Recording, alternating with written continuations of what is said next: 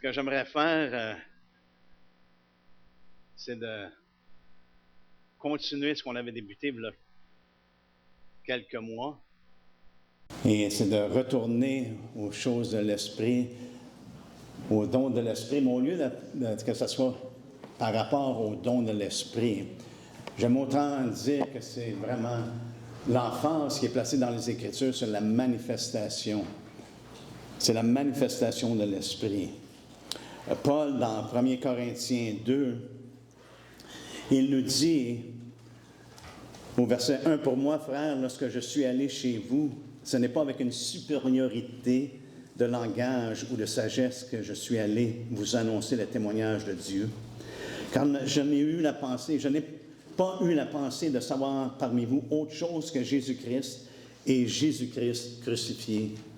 Moi-même, j'étais auprès de vous dans un état de faiblesse, de crainte et de grand tremblement. » Il est difficile parfois de s'imaginer Paul de cette manière-là. On le voit comme un géant de la foi. Mais Paul, il reconnaît que la force qu'il avait, ça lui avait été donné. Et il se voyait, il vivait lui-même des faiblesses, de la crainte et des tremblements, des grands tremblements même qu'il dit. Et ma parole et ma prédication ne reposaient pas sur le discours persuasif de la sagesse, mais sur une démonstration de l'esprit et de puissance, afin que votre foi soit fondée non sur la sagesse des hommes, mais sur la puissance de Dieu. Amen. Alléluia.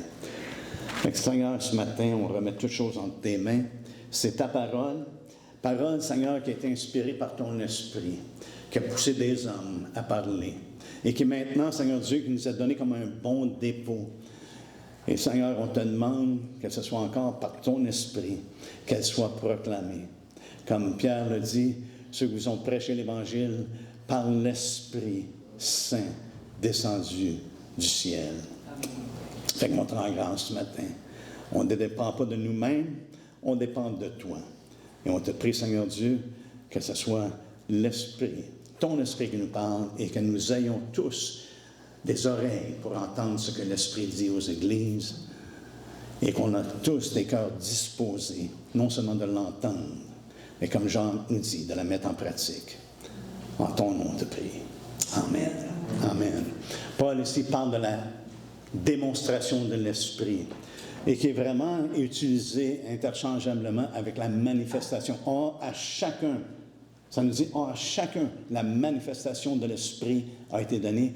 Pourquoi? Pour l'utilité commune. Et je crois que c'est tellement important. Et je vois que c'est une chose qui manque souvent dans l'Église, la manifestation de l'Esprit. Il y a eu des choses qui se sont passées à travers les années et souvent ces choses-là ont tourné parce que quoi? Parce que l'ennemi va prendre ce qui est de Dieu, il va toujours essayer de le corrompre, toujours essayer d'emmener un reproche. Parce que par ce que Dieu fait, lui, il veut corrompre et tordre ce qui est fait.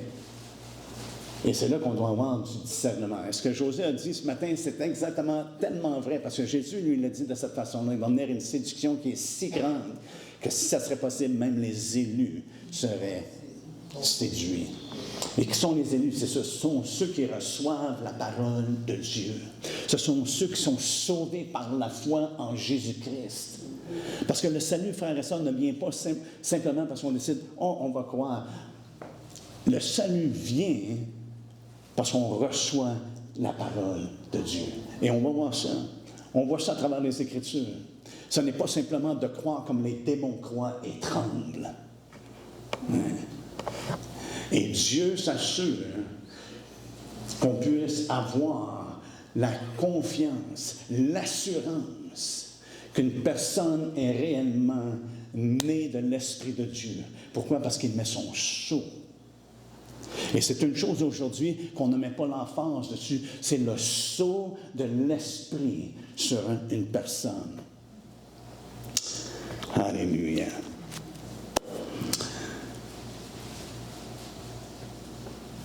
La démonstration de l'Esprit que Paul parle ici, ou la manifestation qui est donnée à chacun, communique la même pensée. Le mot qui est utilisé est un mot différent, mais il communique également de manifester, d'exposer, de démontrer. Hein? Une démonstration qui est une preuve. Paul, en fin de compte, il dit un peu plus tard dans Corinthiens, il dit, « Vous êtes le sceau de mon apostolat. » Pourquoi Paul pouvait dire, c'était pas, « Oh, vous êtes scellés par Paul. » Non, non, il dit, « Vous êtes le sceau de mon apostolat. » Pourquoi? Parce qu'il leur avait démontré l'Esprit et il les avait emmenés à recevoir la parole de Dieu et à être scellés par l'Esprit de Dieu. Hein? Vous êtes le sceau de mon apostolat. Je crois que c'est l'évidence. La manifestation de l'Esprit, c'est l'évidence que l'Esprit opère dans l'Église. Parce que c'est lui qui opère, n'est-ce pas? Dans 1 Corinthiens 12, au verset 11, il dit « Un seul et même Esprit opère toutes ces choses, les distribuant à chacun en particulier comme il le veut. » Donc, ce n'est pas tous qui ont tous les dons. Même, je crois que personne n'a tous les dons. Pourquoi? Parce que nous sommes un corps. Hein? Et nous devons recevoir ce que l'Esprit communique à l'Église à travers les dons qu'il donne. Hein? Et je crois personnellement qu'il veut opérer à travers chaque membre du corps. Si vous êtes assis ici aujourd'hui et que vous faites partie du corps de Christ, Dieu veut se servir de vous. Il veut opérer, œuvrer à travers nous. Ce n'est pas simplement quelques-uns qui sont choisis en particulier pour qu'il œuvre à travers, qu'il opère à travers. Non, il dit chacun. Hein? Il œuvre à travers chacun, à travers les dons qu'il donne. Les divers dons qu'il donne au chapitre 12, justement, c'est ce qu'il fait. Il élabore un peu sur les dons. Mais vraiment, en réalité, ce qu'il parle, c'est de l'Esprit de Dieu qui est à l'œuvre, qui opère au sein de l'Assemblée, qui opère dans nos cœurs, qui opère à travers nos vies. C'est ce qu'il parle, c'est ce qu'il communique. Et ça me dit quoi, frères et sœurs? Ça devrait être la normale. Même c'est anormal que la manifestation de l'Esprit ne soit pas évidente dans l'Église. Et c'est pour ça que je crois que l'Église évangélique est devenue une autre religion. Parmi les autres religions, nous sommes une religion évangélique du christianisme. Hein? Parce que beaucoup de ce qui est manifesté aujourd'hui, frères et sœurs, ce n'est pas de l'esprit. C'est la manifestation de la chair. C'est la manifestation de l'hommerie. Hein? Comme dans les Corinthiens. Paul n'avait aucun doute que les Corinthiens avaient l'Esprit de Dieu. Il dit, vous ne vous manque aucun don. Et pourtant, on retrouve au sein de la lettre aux Corinthiens, quoi? Qu'ils étaient charnels. On retrouvait de l'hommerie. Et Paul, et c'est ce qu'on regarde ensemble, Paul veut corriger ça, afin que qu'est-ce qu'on puisse mettre en évidence, ou qu'est-ce qui est mis en évidence, c'est la manifestation de l'Esprit de Dieu. L'Esprit de Dieu qui opère. Et c'est ce qu'il dit au verset 11. Un seul et même esprit opère. Savez-vous, le problème aujourd'hui, c'est qu'on regarde à l'homme et on veut que l'homme opère, plutôt que ce soit l'Esprit de Dieu qui opère à travers l'homme. Mais savez-vous quoi? Lorsque l'Esprit de Dieu opère à travers l'homme, ce n'est jamais l'homme qui est mis de l'avant, c'est Jésus-Christ. Parce que c'est ce que Jésus a dit. Il va venir, et qu'est-ce qu'il va faire? Il va me glorifier. Lorsque les hommes sont mis de l'avant, frères et sœurs, il y a un problème. Et ça manifeste, non pas l'Esprit de Dieu, ça manifeste la chair, ça manifeste l'hommerie. Et je crois qu'on a besoin de vraiment s'humilier. Voyez-vous, Dieu résiste aux orgueilleux, mais fait grâce aux humbles. Hein? On peut être assuré, frères et sœurs, si l'homme est mis de l'avant, l'orgueil va être présent. Est-ce qu'il y a quelqu'un ici qui n'y a pas de conflit ou de combat avec l'orgueil? Venez me voir par la suite, par après, parce que j'aimerais avoir de vos conseils. Hein? Il n'y a pas un être humain qui ne combat pas l'orgueil. Pourquoi? C'est parce que c'est enraciné dans l'homme. C'était ce qui a causé l'homme, justement, de tomber. Tu vas être comme. Tu vas être élevé. Les disciples ont expérimenté de l'orgueil. Qui va être le plus grand entre nous? Qui va être le premier? Qui va être élevé au-dessus des autres? À un tel point qu'il y en a deux qui ont demandé est-ce qu'on peut être assis à ta droite et à ta gauche? Frère, ça, c'est de l'orgueil.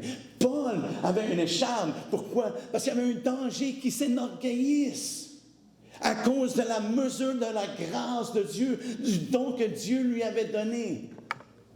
Il y avait une écharpe. Hein? Et comment ça nous dit? Cette écharpe-là, c'était quoi? Concernant le diable, qui le souffletait. Dieu a permis, non seulement qu'il a permis, mais qu'il a choisi qu'il y ait un diable, hein, qu'il y ait un démon, qu'il y ait quelque chose qui vienne le souffleter. Pourquoi? Pour le garder humble. Parce que Paul, comme tous les autres hommes, il se serait élevé, il se serait énorgueilli. Hein? Mais il était gardé humble.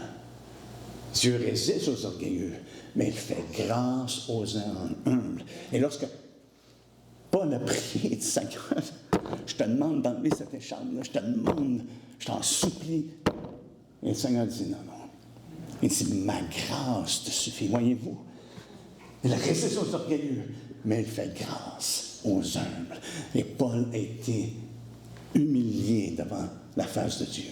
Humiliez-vous devant Dieu, quoi, il vous élèvera. Et Paul a été élevé, mais dans l'humilité, et non pas dans ce qu'il pouvait faire. Parce que Paul, c'est un homme d'affaires, hein, c'est un homme qui voyait à son affaire, et c'est un homme qui faisait vraiment des choses pour arriver à son but. Et son but, c'était de détruire l'Église.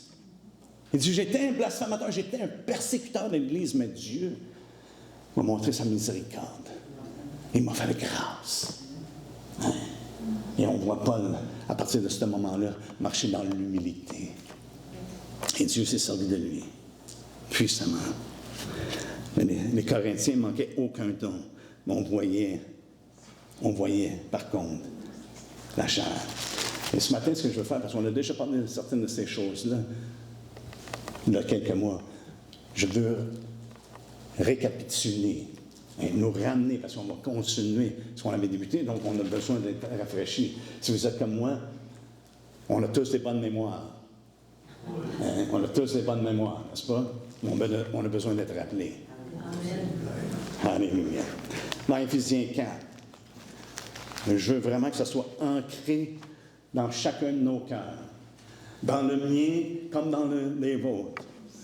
Hein? Dans chacun de nos cœurs, que ça soit ancré. Que ça soit écrit avec le bourret de Dieu, afin qu'on n'oublie jamais. Hein? Si on regarde au chapitre 4, au verset 7, ça dit, mais à chacun de nous. Hein? Soulignez ça dans votre Bible. À chacun de nous. Mais à chacun de nous. La grâce a été donnée selon la mesure du don de Christ. Est-ce que vous croyez ça? Oui. Ou c'est à chacun de nous, excepte moi? Non, à chacun de nous. C'est pourquoi il a dit, étant monté dans les hauteurs, il a emmené des captifs et il a fait des dons aux hommes. Or, que signifie qu'il est monté? Sinon qu'il est aussi descendu dans les régions intérieures de la terre. Celui qui est descendu, c'est le même qui est monté au-dessus de tous les cieux afin de remplir toutes choses. Et il a donné les uns comme apôtres, les autres comme prophètes, les autres comme évangélistes, les autres comme pasteurs et docteurs pour le perfectionnement des saints en vue de l'œuvre du ministère et de l'édification du corps de Christ. Voyez-vous le but ici? Et savez-vous quoi?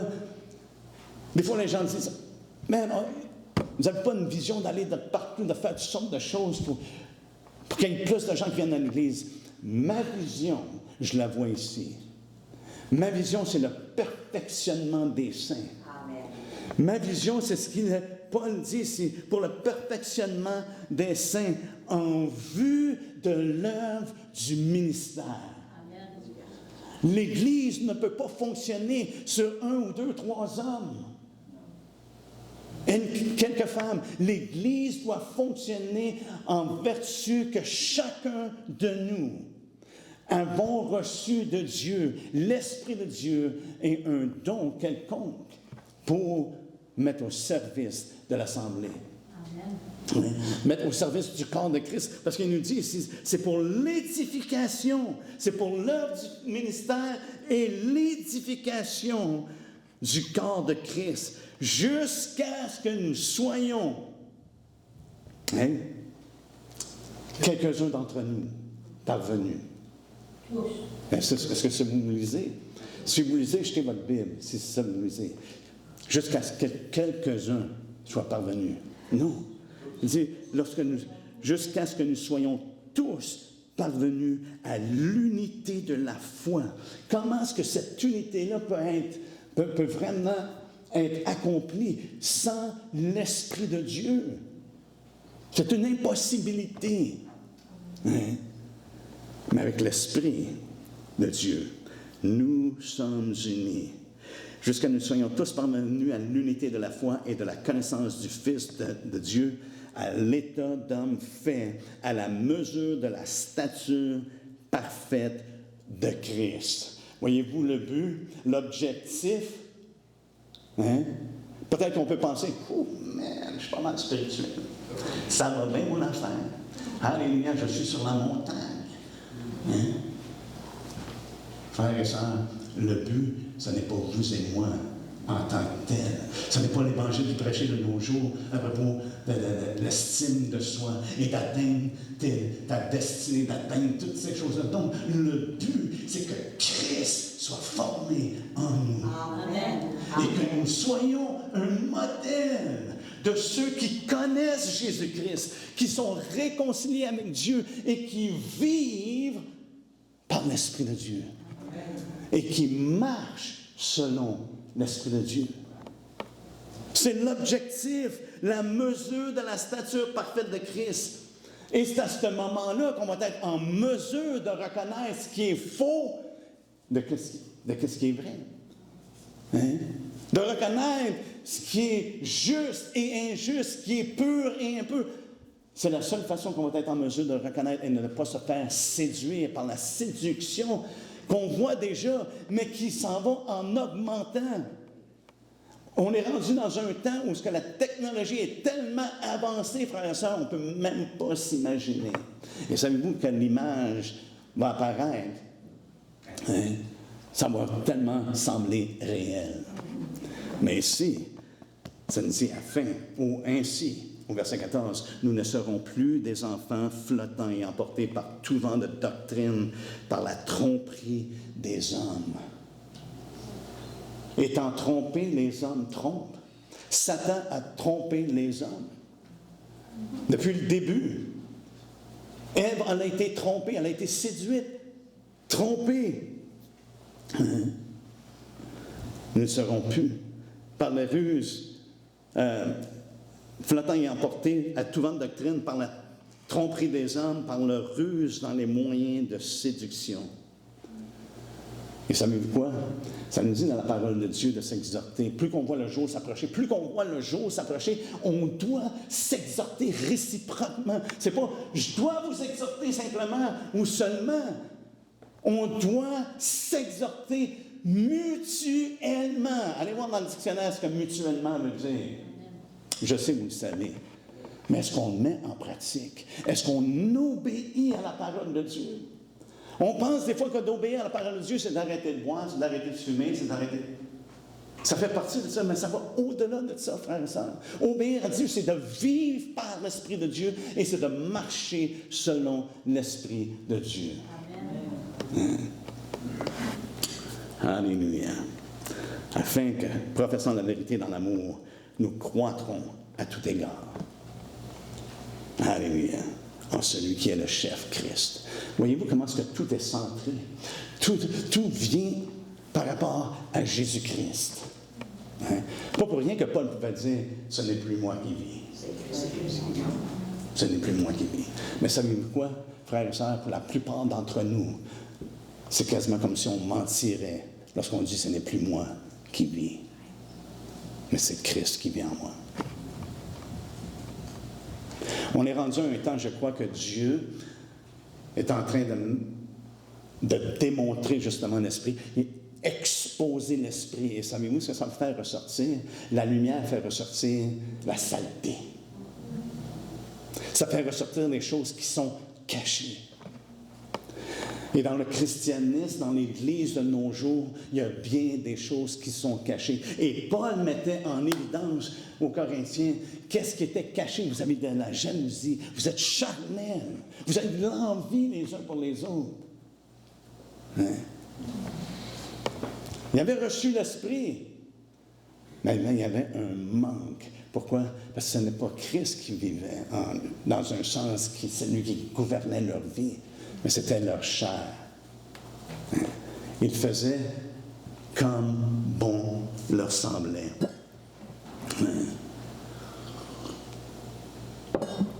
Donc on voit que l'objectif, c'était, lorsqu'il écrit aux Corinthiens, c'était d'établir le témoignage de Christ. On a vu ça ensemble. Dans 1 Corinthiens, au premier chapitre, je veux couvrir les dons de l'Esprit, mais je crois que le Seigneur me dirige d'une façon qui est différente que je n'ai jamais fait dans le passé, par rapport aux dons de l'Esprit.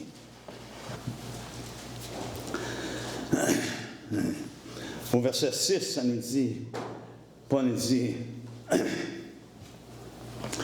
le témoignage de Christ ayant été solidement établi parmi vous.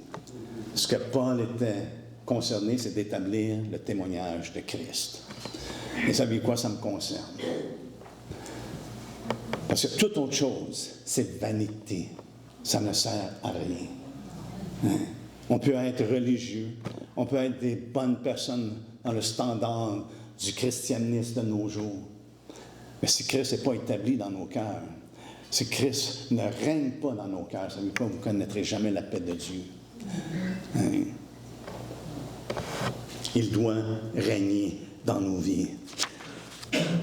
Jésus a dit, lorsque l'Esprit va venir, savez-vous ce qu'il va faire? Il va rendre témoignage de moi.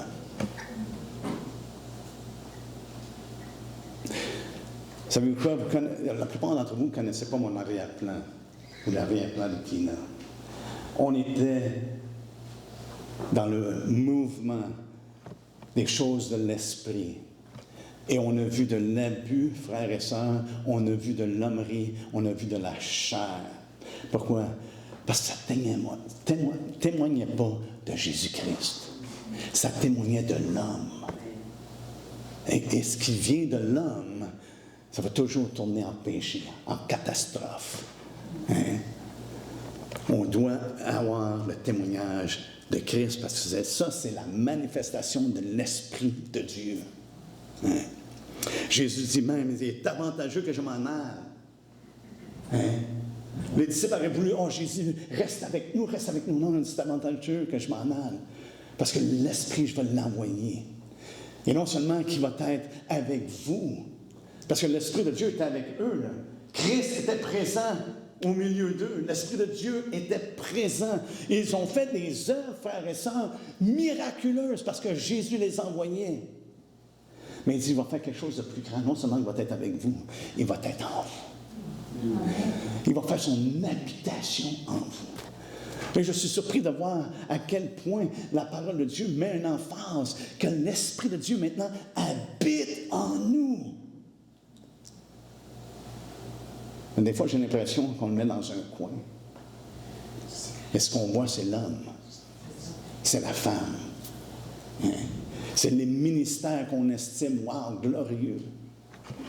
Et pourtant, la manifestation de l'Esprit n'est pas mise en évidence. Pourquoi? Parce que Christ n'est pas exalté, non seulement en parole, mais en action.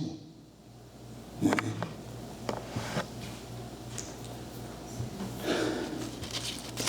Jésus dit, je vais vous l'enverrer.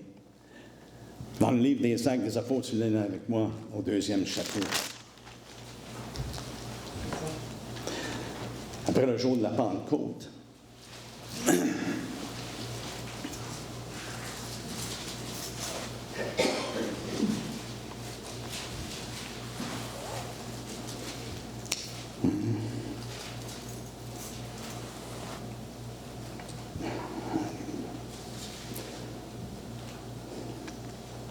ça nous dit au verset 33, « Élevé par la droite de Dieu ».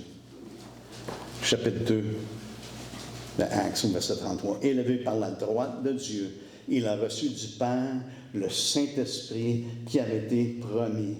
Et il l'a, quoi? Retenu? Non, il l'a répandu, comme vous le voyez et l'entendez. » Hein? Il y avait quelque chose de visible. On sait maintenant le contexte du chapitre 2. Il y avait des choses, c'était vraiment visible. Hein? Mais qu'est-ce qui a été non seulement visible, ça a été communiqué. Hein? Vous l'avez entendu. Et les gens parlaient de quoi? Comment grands qu'ils étaient? Comment merveilleux ils étaient? Non. Ils parlaient des merveilles de Dieu. Mais c'est ce qu'il leur dit. Il l'a répandu abondamment. Hein? Ça nous dit également dans Actes 10, 15, un petit peu plus loin. Lorsque les païens, Corneille, avec sa famille et les soldats qui étaient présents, j'imagine, ceux de sa maison qui étaient présents, les Juifs qui étaient présents, ils ont témoigné quelque chose de merveilleux, de grandiose. Hein? Ça nous dit au verset 44, « Comme Pierre prononçait encore ces mots, le Saint-Esprit descendit sur tous ceux qui écoutaient la parole. Tous les fidèles circoncis qui étaient venus avec Pierre furent étonnés de ce que le don du Saint-Esprit était aussi répandu sur les païens. » Alléluia. Hein? Mais Dieu a tenu promesse qu'il a envoyé l'Esprit. Et il l'a répandu à la Pentecôte. Mais maintenant, un peu plus tard, il le répand sur les païens. Allez avec moi dans Tite. Parce que là, c'est encore une autre place où, justement, Paul fait mention que l'Esprit est répandu. Mais maintenant, c'est plus direct à vous et moi. Tite au chapitre 3. Ça nous dit au verset 4, « Mais lorsque la bonté de Dieu, notre Sauveur, et son amour pour les hommes ont été manifestés, il nous a sauvés non par des œuvres de justice que nous aurions faites, mais selon sa miséricorde par le bain ou le baptême de la régénération et le renouvellement du Saint-Esprit. Il l'a répandu sur nous avec abondance par Jésus-Christ, notre Sauveur, afin que, justifiés par sa grâce, nous devenions héritiers dans l'espérance de la vie éternelle. Il l'a répandu sur qui? Sur nous. Comment? Avec abondance. Par Jésus-Christ. Jésus n'a pas simplement dit « je l'enverrai », mais il l'a envoyé avec puissance. Il l'a envoyé avec abondance. Il l'a répandu avec abondance. À quel point nous avons besoin de la manifestation de l'Esprit de Dieu. Jésus nous dit qu'il va nous conduire dans toute la vérité. Il va prendre ce qui est à moi et vous l'annoncera. Ça, c'est dans Jean 16. Il ne parlera pas de lui-même, mais de ce qu'il aura entendu. Et ça, des fois, moi, j'avais une mauvaise compréhension de ça. Il ne parlera pas de lui-même, l'Esprit. Mais lorsqu'on lit les Écritures, il mentionne beaucoup l'Esprit. C'est l'Esprit qui a inspiré et il parle beaucoup de lui-même dans un sens. Même dans l'Apocalypse, il dit que celui qui a une oreille entende ce que l'Esprit dit. Il fait référence que l'Esprit de Dieu a même arrêté Paul d'aller prêcher quelque part. Pierre dit que l'Esprit lui a dit des choses, lui a montré des choses. Et il dit également que ceux qui ont prêché l'Évangile par le Saint-Esprit. Il fait référence à lui-même à maintes et maintes reprises. On pourrait dire, il parle de lui-même. Mais le sens, lorsqu'il dit que l'Esprit de Dieu ne parlera pas de lui-même, c'est que ça ne sera pas initié par lui ou ça ne sera pas simplement indépendamment. Regardez, ce n'est pas indépendamment. Il dit, il prendra de ce qui est à moi et vous l'annoncera. Il ne parlera pas de lui-même, mais de ce qu'il aura entendu. Il ne parle pas indépendamment de Dieu. Donc, si quelqu'un vient au nom de Dieu, ou même au nom de Jésus, et parle autrement que qu'est-ce que l'Esprit a inspiré, frères et sœurs, vous pouvez savoir certainement que ce n'est pas de Dieu. Pourquoi? Parce qu'il va prendre ce qui est à moi, il va vous le donner. Hein? Il ne parlera pas de lui, par lui-même. Il ne parlera pas de lui-même, de ce qu'il a, mais de ce qu'il aura entendu. Il va communiquer la parole du Père et la parole du Fils. Amen. C'est ça qu'il veut dire. Et souvent, c'est pour ça que ceux qui ont des oreilles entendent ce que l'Esprit dit, parce qu'il prie en, on pourrait dire, il communique hein, en complicité avec le Père et le Fils. Il y a une parfaite unité entre le Père, le Fils et le Saint-Esprit. Ils ne se contredisent pas l'un et l'autre. Et l'Esprit prend ce que le Père a révélé, ce que le Père a communiqué, et ce que Jésus a prêché, ce qu'il nous a annoncé. L'Esprit de Dieu le prend et il nous le communique. Hein? Donc, il y a une parfaite unité. Mais il y a une autre chose qui ressort dans ce passage-là, dans Jean 16. Il vous annoncera les choses à venir.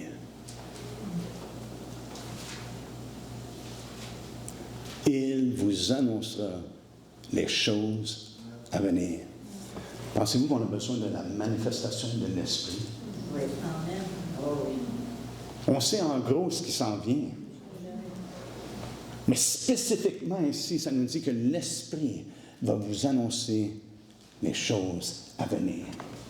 Et il l'a fait à travers Paul, il l'a fait à travers Pierre, il l'a fait à travers...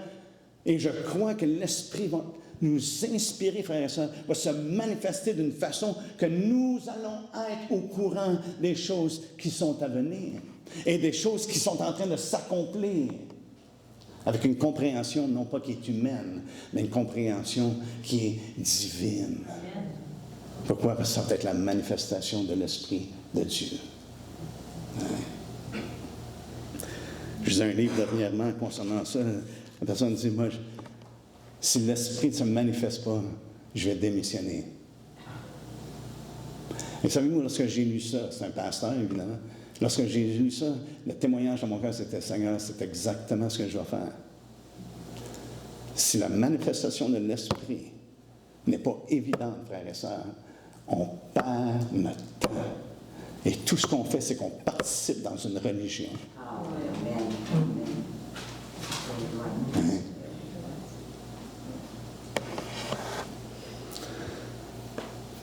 Mais l'objectif qui va être atteint est ce que Jésus dit. Il me glorifiera. Lorsque l'Esprit de Dieu se manifeste à travers les membres, à travers chacun de nous. C'est pas tout en même temps, c'est pas du free for all. Hein? Mais c'est dans le but de bâtir l'Église, c'est dans le but d'unir le corps de Christ, de former le corps de Christ. Hein? Et ce qui va ressortir, c'est que les gens vont voir Jésus-Christ et Jésus-Christ glorifié. Hein? Le témoignage de l'Esprit est Jésus-Christ. Allez avec moi dans Acte 5. Acte 5.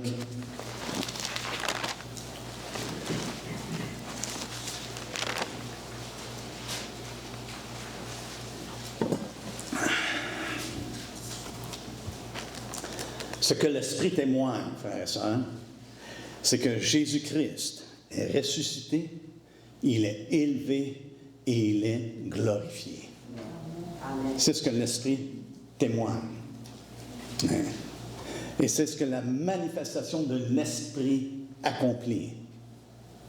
Jésus-Christ est élevé. Il est prêché qu'il est ressuscité d'entre les morts. Ça, c'est la puissance que Dieu a déployée. Il est ressuscité. Il est élevé à la droite de Dieu. Il est glorifié. Regardez avec moi dans Acte 5. Au verset 30, ça nous dit, « Le Dieu de nos pères a ressuscité Jésus, que vous avez tué en le pendant au bois. Dieu l'a élevé par sa droite comme prince et sauveur, pour donner à Israël la repentance et le pardon des péchés. Nous sommes témoins de ces choses, de même que le Saint-Esprit que Dieu a donné à ceux qui lui obéissent. » Nous on rend témoignage que Jésus est ressuscité, il est élevé et qu'il est glorifié. Il dit, on est témoins de ces choses-là, de même que le Saint-Esprit.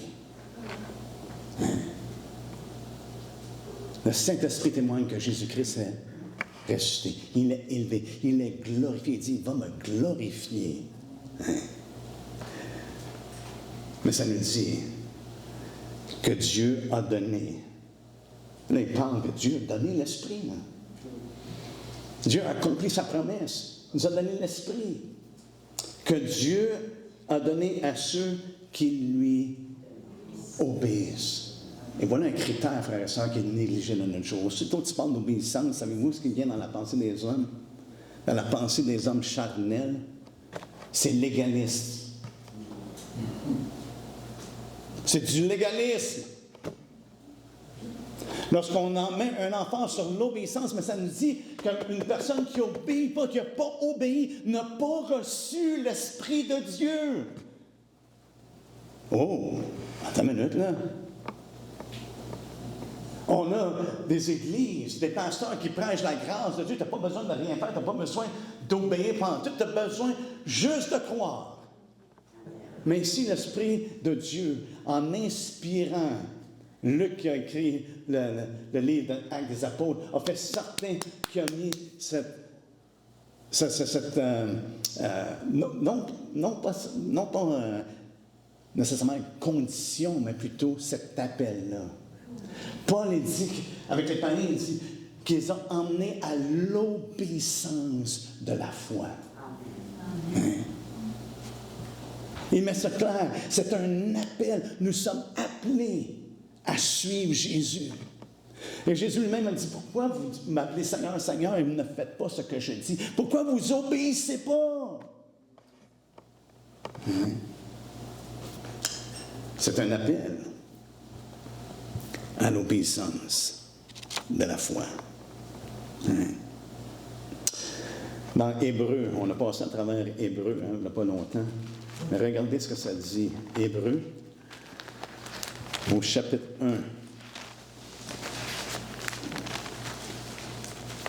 1. Et je crois que toute personne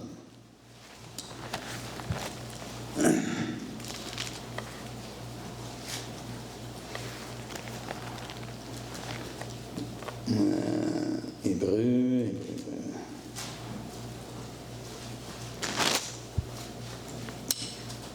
Chapitre 2, excusez. Chapitre 2. Je crois que toute personne qui est née de l'Esprit de Dieu. Qu'est-ce que Jésus dit par rapport à être né de l'Esprit de Dieu? Il dit, on ne peut pas voir et on ne peut pas entrer. N'est-ce pas? C'est pour ça qu'il met l'emphase, il dit, il faut que vous soyez nés de nouveau. Il faut que vous soyez nés de l'Esprit de Dieu. Sans compte, vous ne pouvez même pas voir. Vous ne pouvez pas entrer dans le royaume. Hein? Et je crois que toute personne qui est née de l'Esprit, frères et sœurs, leurs yeux sont ouverts pour voir Jésus-Christ glorifié. Au verset 9, ça nous dit, « Mais celui qui a été abaissé pour un peu de temps au-dessous des anges, Jésus, nous le voyons couronné de gloire et d'honneur à cause de la mort qu'il a souffert. Ainsi, par la grâce de Dieu, il a souffert la mort pour tous. » Donc, quelqu'un qui a reçu la parole de Dieu, qui a reçu l'œuvre de Jésus-Christ, voit Jésus comment? Glorifié. Amen. Il le voit couronné de gloire et d'honneur. Comment? À cause de la mort qu'il a subie. Parce que Dieu a mis son sceau sur l'œuvre qu'il a accomplie. Et c'est la seule façon que vous et moi pouvons marcher avec assurance par rapport au salut qui nous est accordé en Jésus-Christ, par rapport à cette réconciliation-là avec Dieu.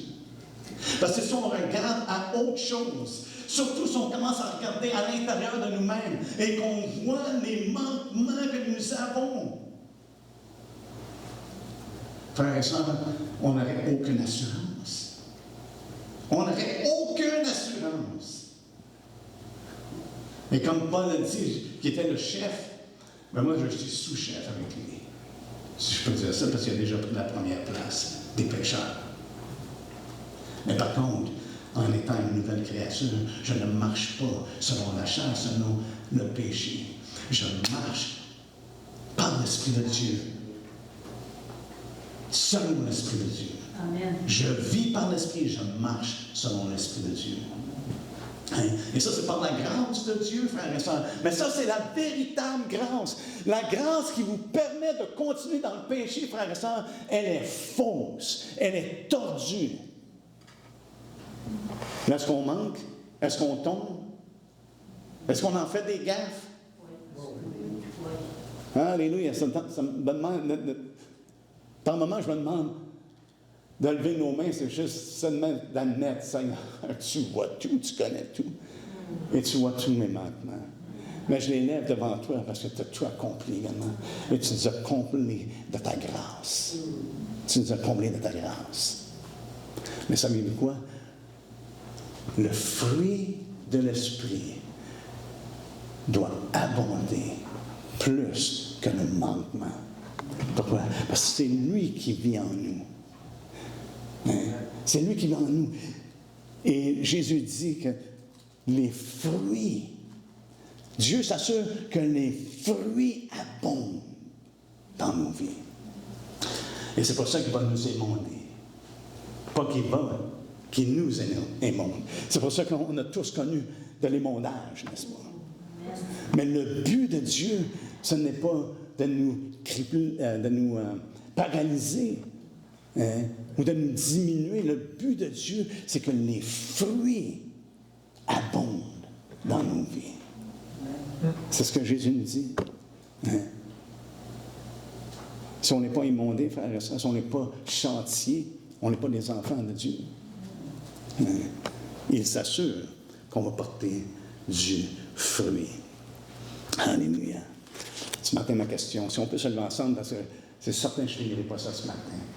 Et je pense que ça sera une bonne place pour couper, parce que la semaine prochaine, on va regarder à 3 distinctes expériences de l'Esprit. 3 différentes expériences de l'Esprit. Mais ce matin, ma question, c'est ceci. Le voyez-vous? Le voyez-vous couronné de gloire et d'honneur? Et je vous garantis que seulement l'Esprit de Dieu peut ouvrir nos yeux pour le voir. Et comme José a mentionné, c'est l'Esprit de Dieu qui révèle même les profondeurs de Dieu. Levons nos yeux vers lui. Père, on te remercie ce matin que tu as tenu promesse, que tu ne nous as pas laissés seuls, mais que tu as répandu ton esprit. Et maintenant, Seigneur Dieu, tu fais ton habitation, non seulement en nous particulièrement, individuellement, mais tu fais ton habitation au sein de ton Église, de ton temple. Oh Seigneur, prends toute la place. Prends toute la place. Pardonne-nous, Seigneur Dieu. On s'est fait trop souvent déranger, distrait et ralenti dans notre course, dans notre marche avec toi, Seigneur Dieu, par toutes sortes de distractions.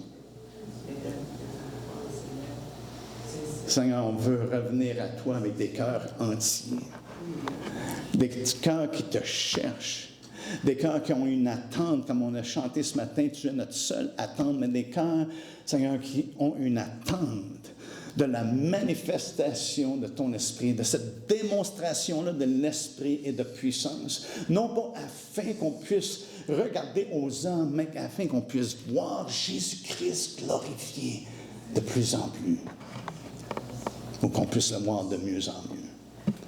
On te remercie. En ton nom.